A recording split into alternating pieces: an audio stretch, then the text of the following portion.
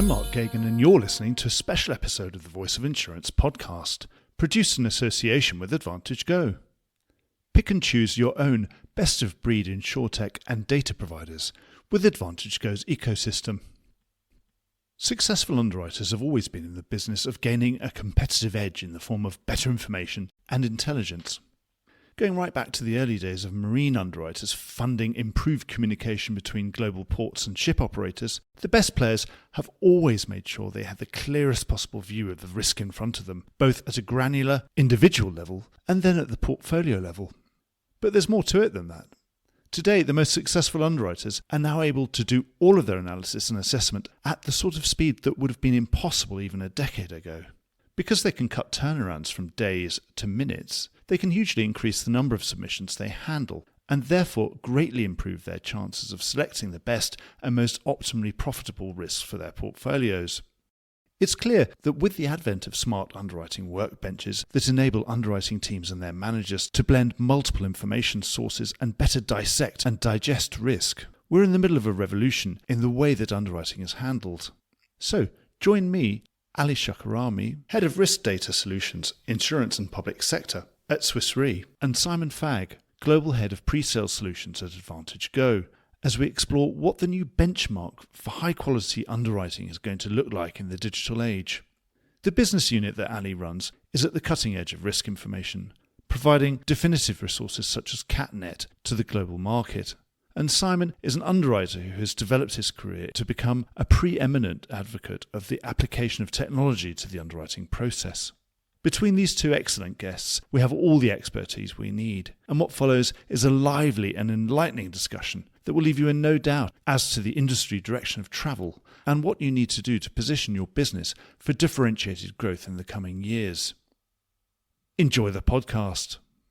Simon and Ali, welcome to the Voice of Insurance. Thank you, Mark. It's good to be here. Indeed. Thanks very much, Mark. Looking forward to the conversation. We're here, we're going to be talking all about the role of geospatial analytics in risk management, which is quite a weighty topic. But so, Ali, run us through your career. Introduce yourself to anybody listening out there who doesn't know you. Tell us about your career, how you got into insurance, and how you've ended up in your current role at Swiss Re. Absolutely. Thank you very much, Mark. My name is Ali Shahkarami. I lead the Risk Data Solutions team for insurance and public sector at Swiss Re. I'm actually an engineer, a civil engineer by training. So I did design buildings and bridges for a living. Then I got bored, went back to school. And then after graduation, I did quite a lot of work in this space of numerical simulation and computer modeling of different things, until I managed to find my way into insurance by working for one of the companies that provides CAD modeling software packages for insurance companies. This is quite a well-known one. It is actually. I joined the Moody's RMS, and this was a long time ago, but that was a fantastic experience. I learned all the engineering concepts are built into the models that are used by insurance companies to assess risk. So we did quite a lot of work developing models.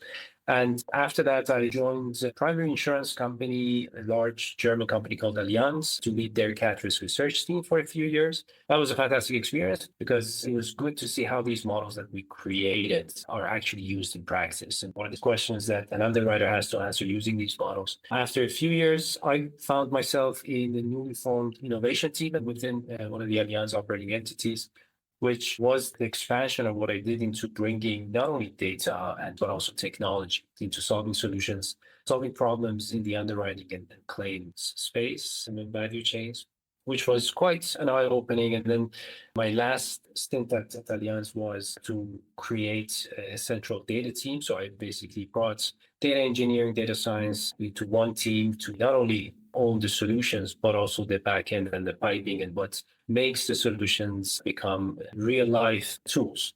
About 2 years ago, I had the opportunity to join Swiss Re, the Swiss Re Insurance Solutions team, which has been a great experience so far. What we do is basically we bring solutions that we have using data technology to our clients. But to answer your question, a bit longer than expected, this is the background of my career. And to anybody who doesn't really know Swiss Re P&C Solutions, can you give a brief description of what that is? You do work for third parties, but this is mainly for your cedent clients. Absolutely. So let me take a step back. I mean, I'm sure most of your audience knows Swiss Re very well. Oh, yeah, absolutely. But I think it's the solutions part that some of us might not know. So basically what Swiss Re has is a wealth of IP tools, technology solutions that we've developed over the years for our own risk assessment. And then, of course, we've been very active in getting these solutions also provided to our clients to be able to not only create efficiency in their processes, but also get better insights into risk, from risk pricing to portfolio management, to also optimize their go-to-market activities in that sense. So what we do is basically we bring all that IP to our clients. This market units that we serve, that I'm responsible for, addresses insurance as well as public sector clients. We also have another team that addresses corporate clients in that sense. But all we do is we partner up to bring the best solutions from our risk knowledge and our partners' capabilities into the market. So if it's Swiss Re, I presume this is on quite a large scale. If you were a standalone business, you'd be a big one, right? It absolutely is. We're basically in the business of data and technology, which makes it exciting. But at the same time, we have quite a lot of already a big brand and quite a lot of reach in the market. Swiss Re has a very wide base of clients internationally, which allows us to already connect to quite a few big and small companies, not only insurance ecosystem, but outside of that in financial sectors, in the corporate sectors, as well as public sector. So yes, we basically access pretty much end-to-end the whole market globally. And pretty much anywhere where there's insurance being done, there's probably Swiss Re there, and there's probably Swiss Re solutions there, also serving some of those customers, I presume. Absolutely. That's at least what we want it to be. But that doesn't mean that we're the only player in that space. Of course, the key for us is to make sure that we provide solutions that clients see useful and can benefit from. I suppose the differentiator must be that you've got really useful tools because you use them yourselves. So sometimes you get a technologist who says, here's a really great tool to the industry. And the industry says, no, that's not what we do. Or you've misunderstood how we actually work. That won't be any use to us because it won't fit into our workflow, etc. So these tools, they've had all the rough edges knocked off them because they've already been knocked off them by your own underwriters, your own teams. Absolutely. And again, for us to remain successful, competitive in the market, we need to have the best tools that we can have for our own risk placement in the market and also deploying our capital, which means that these are the best tools that helps our business. And that's why the reason that we have the skin in the game, that means that our solutions are also benefit from the best information that we have available. So Simon, you must be like the cat who's got the cream, that you've got a global solutions provider with clients all over the world with really proven systems because they're seasoned systems that are used every day, all the time. Now you've got to integrate them into your own ecosystem. What are the main plans? It must be a bit like being a kid in the sweet shop, not knowing which thing to try first.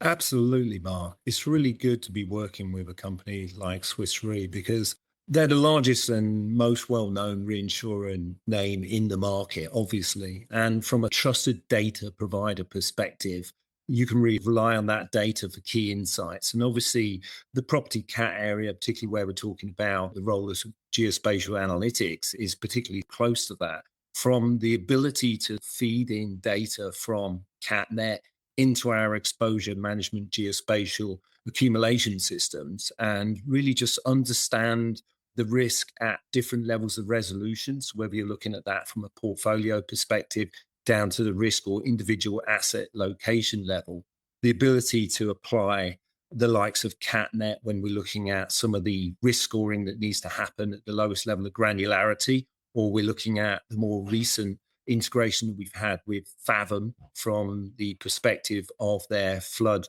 geospatial map overlays. It really gives that visual interpretation of that data as well as specific scores. Then we're also looking at it from the perspective of our underwriting platform and the underwriting workbench in particular. So that has three very specific pillars: underwriting excellence, so focus on that top line, really try and get the best results you possibly can with the presented information and data, the operational efficiency, the end-to-end workflows, and ultimately bringing all that together. How do we enable our clients to be nimble in the market to make those adjustments? What really underpins that is the ecosystem.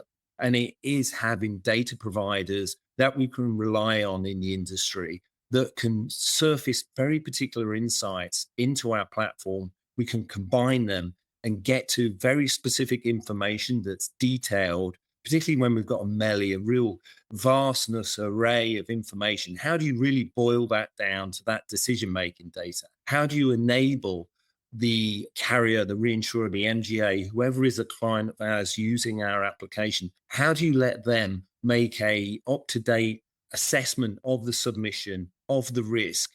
How do you make them think differently about the presenter's submission with potential insight that could change their underwriting decision ultimately? And Ali, just for any listener, CatNet and Fathom mentioned there by Simon, would you say that you're the two sort of star products? That could you give a very brief description of what they do? Absolutely. I mean, CatNet is one of our flagship products, which has been in the market now for over a decade, very well established, very widely used. What it is essentially is a geospatial analytics tool, which will bring not only the best of what Swiss Re has in terms of CATs, the results of the CAT models in the form of hazard layers to the market, but it also helps us to bring also partner data to it. Now, Fathom is a company, is one of the top providers of flood modeling capabilities in the world, which we have basically acquired 1.5 years ago. And what we have seen is the success of bringing the excellent products that Fathom has with the cutting edge science that they put into their products and the reach of CatNet and what we do to be a very, very attractive proposition in the market. And that's what Simon was referring to as these two golden products coming together to give the best risk knowledge to our clients. You've got the water and you've got what's in the way of the water and everything else, and what's in the way of the wind and what's in the way of when the earth shakes. So you're kind of covering all the bases there. Going into something like this, partnering with an ecosystem like Advantage Goes, what's sort of at the top of your mind? Do you have a goal? Is it just to get your products out to more customers and being used in different ways? And then, of course, what they've got, there's a platform to combine your outputs with other people's outputs and with other analytical engines and other things, of course. That is correct. But the top priority for us is to make sure that the users of our products and our intelligence, our risk insight, have the most seamless and frictionless experience possible. If you think about how risk assessment was done, how pricing was done, say 10 years ago, there was quite a lot of steps and disjointed tools being used by underwriters, by actuaries to bring all this information together. Where we are today, and you've covered it in the previous podcast as well, there's quite a lot of technology that is actually embedded into the end-to-end value chain of underwriting. Advantage Go is one of the companies that is a front runner in providing that underwriting workbench capabilities, exposure management tools. We want our joint clients to be able to take advantage of the best risk knowledge that we provide in our tools, together with the technology that our partners like Advantage Group brings to the client. So it makes it seamless, it makes it efficient, and it provides the best risk insight to the clients at any point. And that gives them scale and helps them not only protect the top line, but also their profitability. Simon, how are you going to integrate this, or have you already done all the integration of these tools into the workbench? Indeed. So CatNet, for instance, we've had CatNet for some years at this point in time integrated into our exact exposure application. Fathom, as Ali pointed out, is a more recent acquisition for Swiss Re, and we have integrated them. We have their layers. We have risk profile scores from the perspective of ability to assess individual assets, utilizing the Swiss Re data, utilizing an API connection through to that data. So the ability to actually ping instantaneously and actually get a result on that data is obviously important as you're going for that pre-bind submission workflow. So when we think about how that looks from our end-to-end underwriting workbench perspective, a submission comes in the door, and from that point, it goes into prioritization and triage and clearance and all the usual pre-bind processes. But part of that assessment is obviously the pricing, the exposure component. So by linking through from our workbench into Exact, our exposure component, we're able to surface a lot of that information directly. One additional point to that, we've just integrated the Swiss Re Coin data, which is organizational risk profiling of individual and collective ensemble of companies. So if again, thinking about not just the exposure side of things, but thinking about the presented submission, the type of data that is being presented as part of that submission for assessment, the ability to validate that in real time and feed that back to the underwriter as part of that early process, rather than waiting for a more manual process that would typically sit around this in a more traditional organization.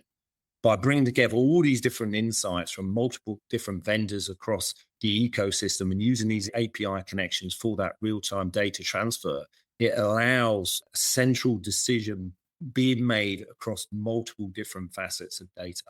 So a property underwriter is going to be so much more empowered now. Ali, you already mentioned the word efficiency. Do you have any kind of estimation? Whereas before, of course, you'd have to open 5 different windows of different things. Look at this. I want to look at the satellite imagery. I want to look at this imagery. And I'm trying to bring them all together. I'm sort of doing it in my head, or I'm doing the sort of mapping on a piece of paper, perhaps, almost. These days now, if that's all on the single screen, one pane of glass, how much more efficient do you think an underwriter could be in terms of just productivity and just simply saving time, or just quicker at responding to that broker, for example, with a quote?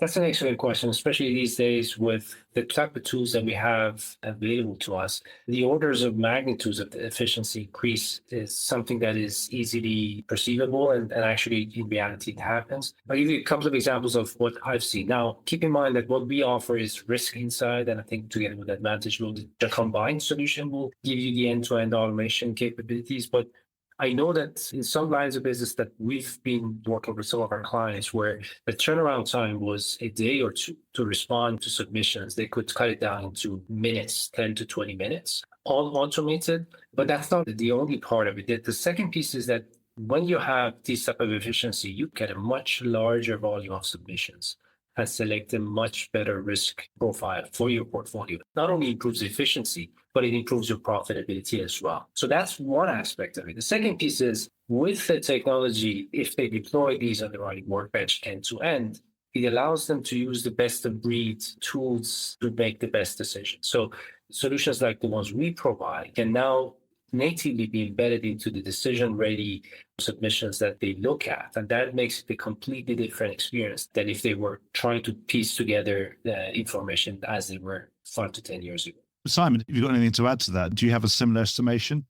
Indeed. I guess the thing that I would add to that is the way that we're looking at things at Advantage Go is there's a number of different levels, shall we say, in which you can look at risk based on whether you're looking at things from a portfolio perspective down to that lowest level of resolution or the individual risk level, etc. But also you can compartmentalize that further. And one of the directions in which we look at the ability to set up specific products that match to lines of business. So, here we're talking a lot about the property cat area, and here we have 13 different GeoHas ecosystem partners that we work with to bring all that data together and for the property cat underwriter. But if we were looking at another line of business, for instance, then we would be looking at very specific players in that market that are looking at the loss data or the specifics aligned to that particular line. And the two can be very different. And equally, there can be some that are also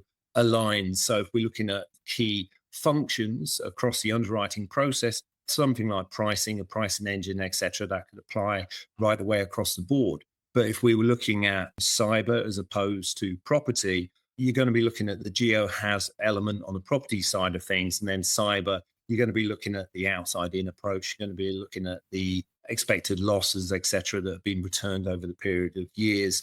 Lots of different angles that are slightly different, and particularly where you have asset versus non-asset as well.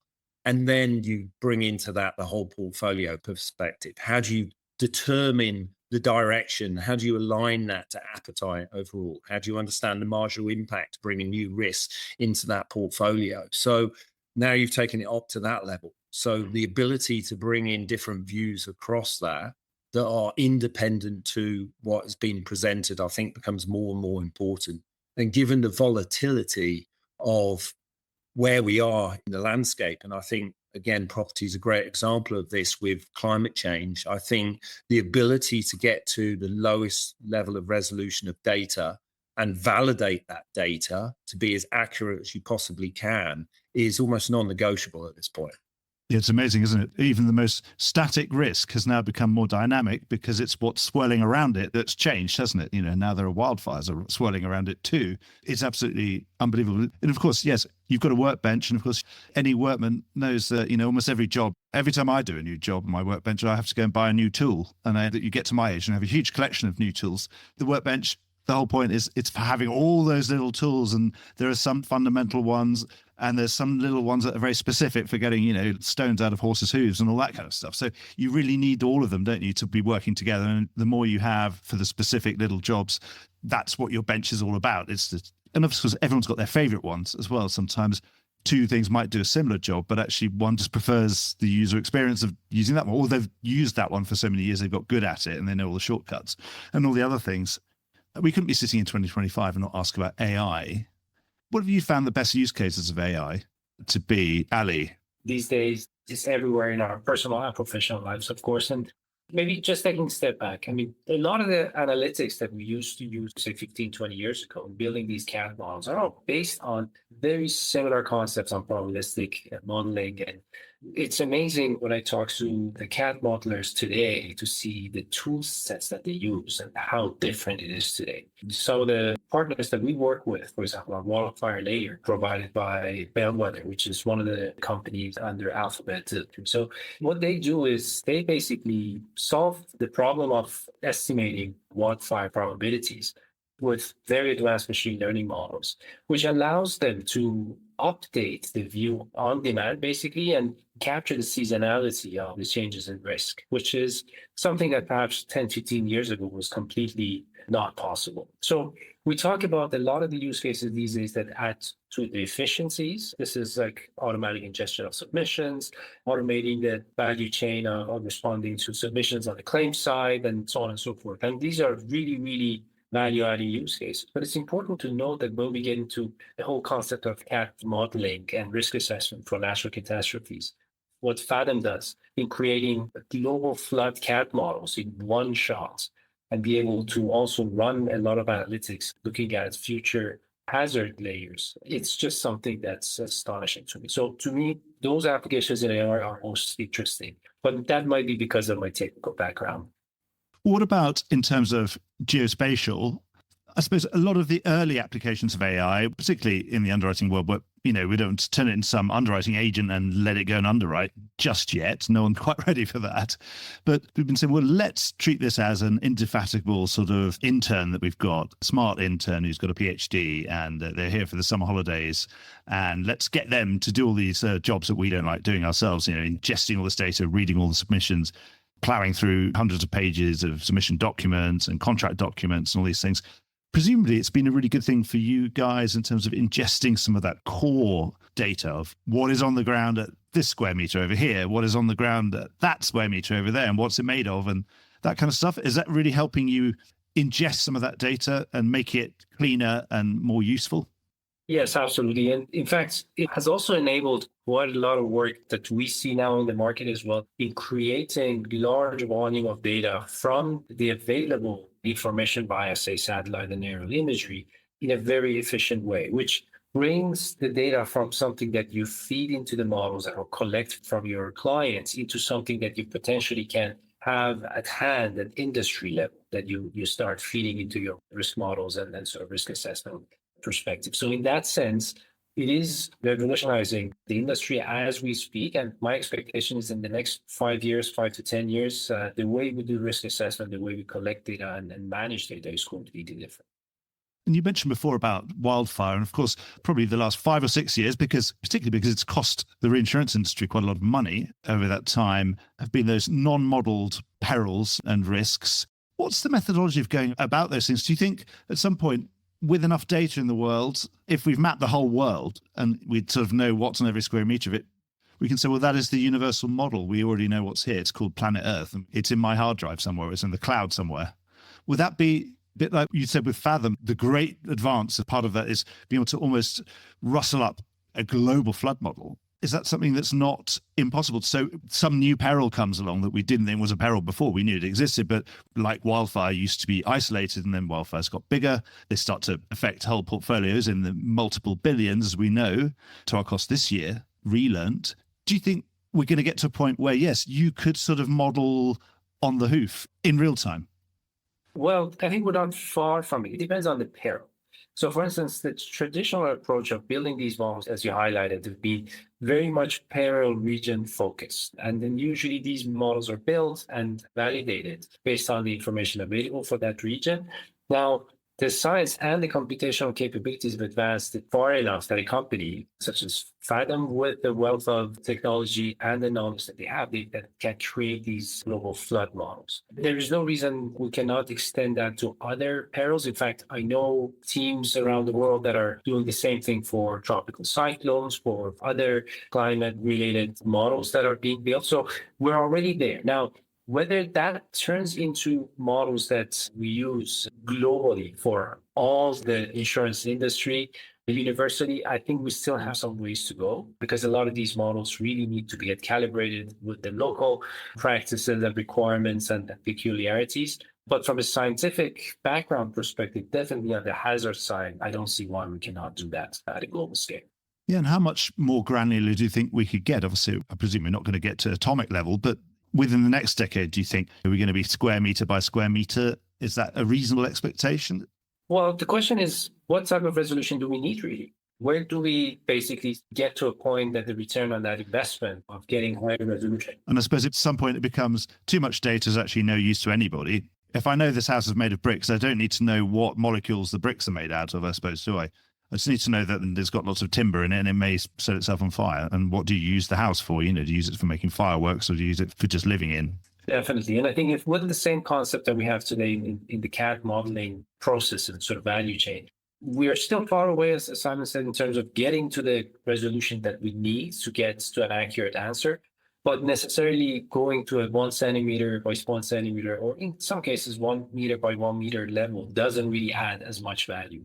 What's important is that we get the data that's at the good enough resolution, and again, I'm purposely being a little bit ambiguous on what good enough means, but consistently across the whole portfolio of an insurer and with the view on all perils and all regions that they have the risk on. So as long as we move away from this concept of, as you said, non-modeled, which is very feasible today with tools that, for instance, CatNet has multiple perils and all of them are offered at a global level. And that's the first step in basically removing all the non-modeled risk out of it one's portfolio, basically. I believe that it depends upon the direction that risk rating takes. And so really what I'm saying is, from an underwriting perspective, over time, we've seen changes in all the standard perils in terms of propensity from a severity and frequency perspective.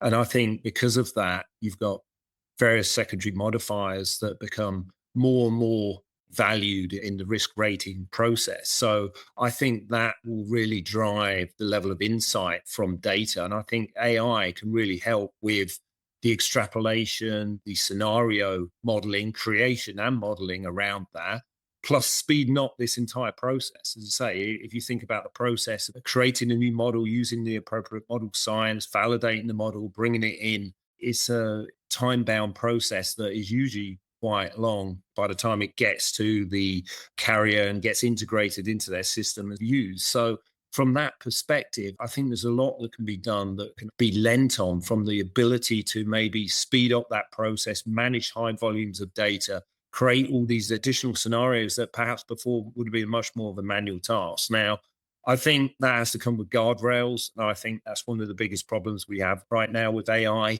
is somewhat a little bit uncontrolled in some areas, shall we say. And I think we have to be very sort of careful about how we do that. But if used properly, we can get to a much better situation in terms of the use of that data. Ali, it was really interesting to hear you about the law of diminishing returns. And I think it just shows the practicality of the nature of your business.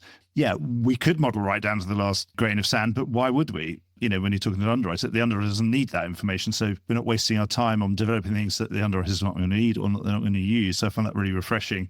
Another factor here is governments, regulators, rating agencies, de facto regulators in some ways. You were working at RMS, and I suppose there must have been a really great day when the Florida regulator said, well, actually, we validate RMS. And so if you're modeling your portfolio with RMS and that's showing you need to buy this much reinsurance, we're kind of happy with that. And that's good. So that'll prove to me, the regulator, that you're going to be solvent if a big one comes through. Do you think are regulators and governments becoming more demanding? Are they helping to drive this innovation that you're providing? Very quick, short answer to that, Mark, is absolutely. I remember the days that we were doing the work of internal model validation for one of the sort of experience that I had with one of the clients in the past. And the amount of scrutiny that we had to put into these models to make sure that they're representative of what the reality is and ensure that the risk assessment is as sound as possible is essential for any business. So my experience has always been the fact that regulators have the best intention in mind that are pushing the solution providers to have the best solutions in the market for the best outcome for the clients and customers of insurance companies. So absolutely. Now, it's a very clear component of innovation is speed, but that can also be a sort of a weak point of innovation. If we're not careful with what we deploy, how we deploy, and how we actually make decisions based on tools that we create, that's not necessarily gets us to a better place. So a balance between speed and careful consideration of what we develop and put into practices is quite key. Well, it just shows how important what we do is, isn't it? Insurance is vital to society, and therefore it becomes a political issue, a governmental issue, a regulatory issue, because it's when you're talking about flood in a country like the UK, where I'm sitting, of course, it becomes a political issue about where you can build new buildings. And rightly, of course, it feeds back into those who are rulers. I've really enjoyed this discussion. This has been really fascinating, Ali and Simon. Simon, I want you to give me an update on the ecosystem, where you are. How many partners have you got in there now? A lot. At the moment, we have 16 named partners, but we have 4 more that are in transition, shall we say, to the public domain. And as mentioned before, we additionally have 13 separate providers of geohazard as well. So we are very, very focused on the ecosystem being absolutely integral to that end-to-end perspective that we provide through the underwriting workbench and through the various modular components of it, and really what that can serve up to carriers, reinsurers, MGAs from the perspective of analyzing their risk, understanding, interpreting that, getting the most accurate, up-to-date perspective on that ultimately. And we look at this from a end-to-end solution perspective. So the idea of streamlining this, utilizing technology from an integration standpoint, taking into account any of the existing systems, processes, business compliance, regulatory, whatever it happens to be on that side, and making sure that we can bring this together as an end-to-end solution is absolutely fundamental. And we're always looking to what does make the most sense in terms of the latest technology. What should we be leaning on? We want to always be thought leaders in this space and make sure that we align with the business problems that we're seeing, key challenges from those clients, and understand them and understand how we can deliver against them with the appropriate technology where it makes sense to do so. And sometimes it's about creating a really good foundation, doing some of the basics really, really well, and then ultimately layering on top of that as much as you can with that business insight.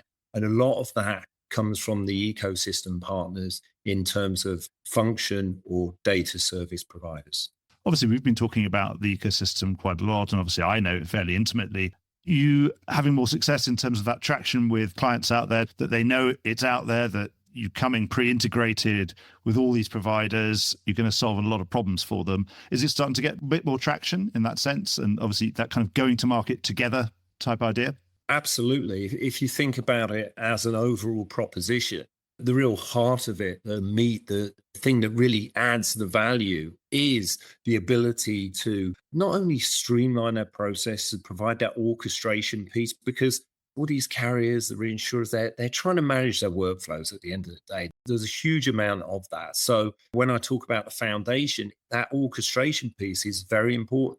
There has to be business compliance, there's underwriting guidelines, there's all elements that need to be conformed to. But ultimately, where it really comes into its own is thinking about what are the data points that are specific to the particular client challenges that we can bring in.